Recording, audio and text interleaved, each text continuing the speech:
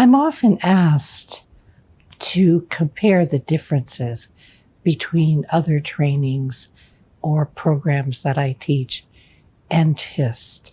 Right now, I'm teaching a 4-webinar series for PESI UK called Treating the Challenging Client with TIST.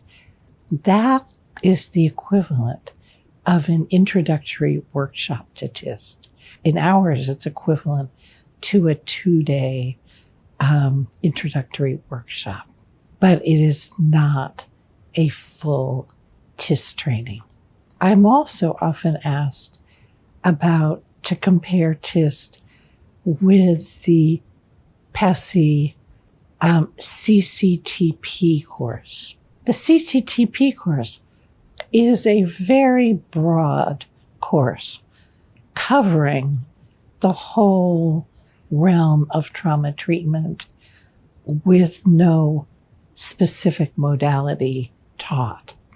Allusions are made to somatic therapy, to EMDR, to parts therapies, but the goal of that training is to have therapists have a broad and the sort of length and breadth of trauma treatment from a neurobiological perspective. That training certifies you as a clinical trauma treatment professional, which is very nice to have on your CV or to support your specialization in trauma. The TIST program teaches you the TIST model. It's not trying to be a broad survey of the whole field. It is a particular approach that I've developed, a trauma-informed parts approach.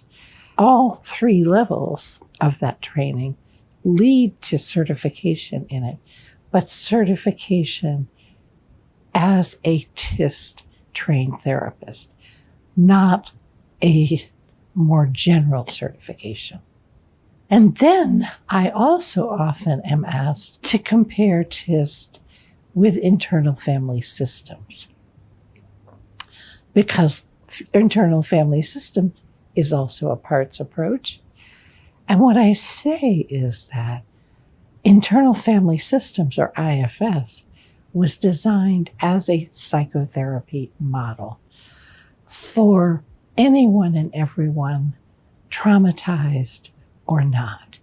It became commonly used in the trauma field because as a parts model, it was very helpful in working with dissociative disorders.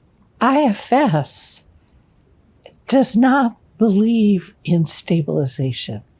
They have a very different approach to self-destructive and addictive behavior that de-emphasizes a stabilization as a slap in the face to protector parts. In TIST, we assume that we can communicate respect for self-destructive parts while also helping clients to stabilize.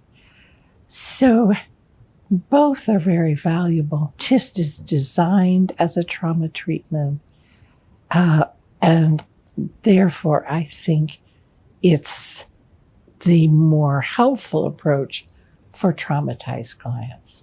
I hope this clarifies some of these questions that often comes up and help you to clarify what you need or what you want in the way of further development as a therapist.